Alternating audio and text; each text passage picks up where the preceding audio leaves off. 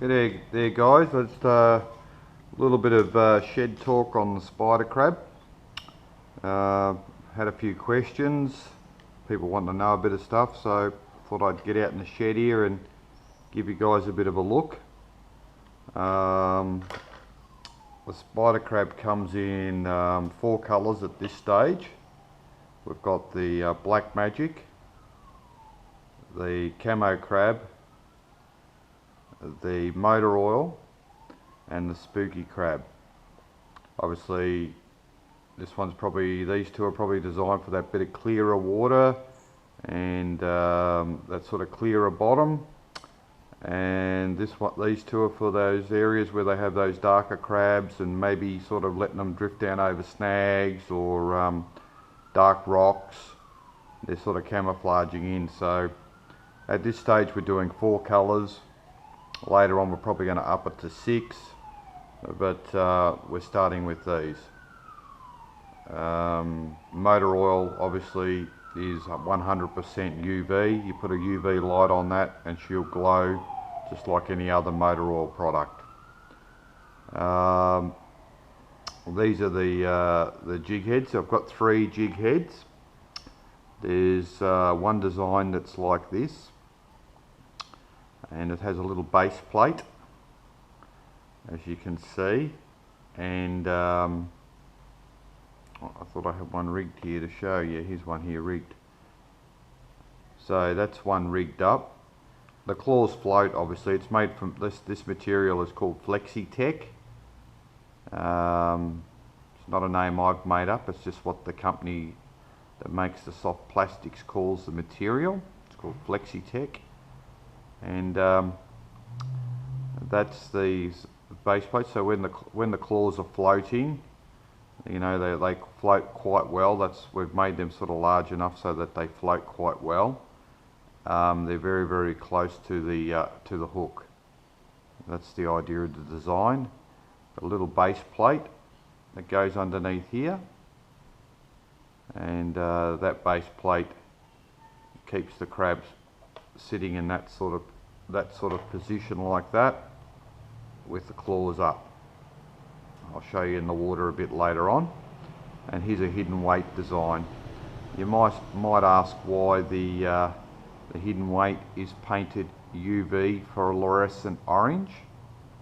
That's because I've designed it so that on the clearer type crabs, the UV glows through the body. You put a UV light on that, which I don't happen to have one here in my shed at the moment, you'll see the UV glow through the internal of the body. It looks like a belly. Obviously it won't work on the darker ones, but on the motor oil and spooky crab, that UV shines through. We all know how brim like UV. And we have a 3.5 gram one, which is probably my most popular for the type of fishing we do in Gippsland. But we also have a 6.5 gram one for those deep areas and fast flowing currents, probably a bit like you know, up around New South and Queensland, where you have a lot of current and you might be fishing a bit deeper and you need that crab to hold. We have a 6.5 gram model in that same base plate. It's just more lead on the bottom, and actually the 6.5 gram actually sits the crab up slightly higher in the water column as well. It sort of sits it up a bit more. I don't have one here in my shed to show you because I don't really use that size. That's the packaging they come in. They come in packs of 4. I've pulled a couple out of here. So if you're in the shop and you see them, they come in a small package like that. The spider crab, I'll find one that's fairly full. Oh, well, here we go. The spider crab comes in a package like that, and we have a clamshell type arrangement. This one I've sort of mucked around with a bit, and I've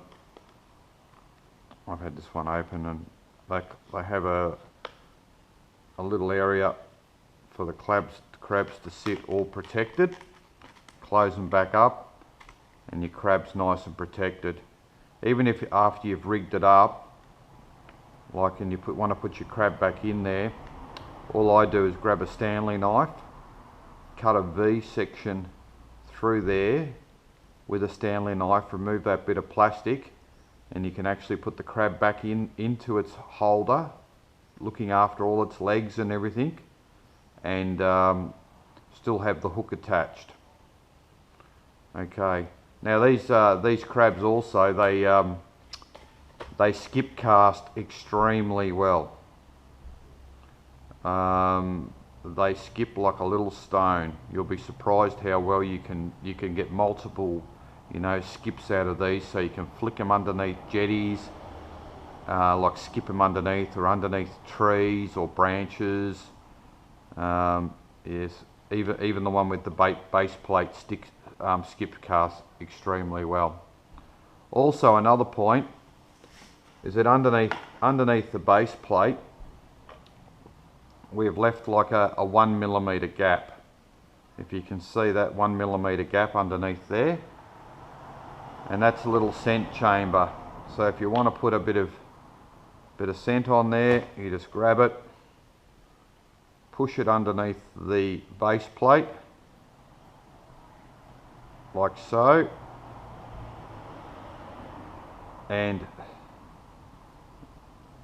you've got that whole base plate underneath the crab filled with scent that will release as you're working it. So that's another little point that we've made there. So that's the idea of us leaving that little 1mm gap underneath there. So that gives you a basic look at the crab. The results so far, we've only had them in stock since about a week or 10 days before Christmas 2016, and they've been catching fish in New South Wales and Victoria already.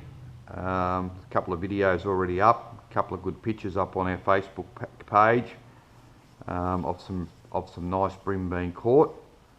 Catching all sorts of species. Actually, they haven't just caught bream, they've caught all sorts of things. So yeah, we're pretty happy. Been a lot of work going to making this crab. Oh yeah, the material that the crab is made out of is very stretchy. You know, like it's extremely tough. You'll be going to damage it. So if a fish grabs hold of that claw, your blowies and stuff in some of your states, you worry about blowies. You don't have to worry too much. They're very tough, and you'll get, you know, I've heard of guys catching 15-20 bream and still using the same soft plastic, you know, and putting it back in the tackle box to go again another day. So they're very hardy material, and I says they're naturally buoyant, so they float. So they do need some sort of weight. Yeah, all right. That's a bit of a look at the crab. I'll show you how to rig one now, and we'll go from there with the rigging, and I'll show you how to rig it, and yeah. Okay guys, that's part one done. Make sure you watch part two, because in part two I'll show you how to rig the crab with the Hurricane jig heads and all that sort of gear. Cheers.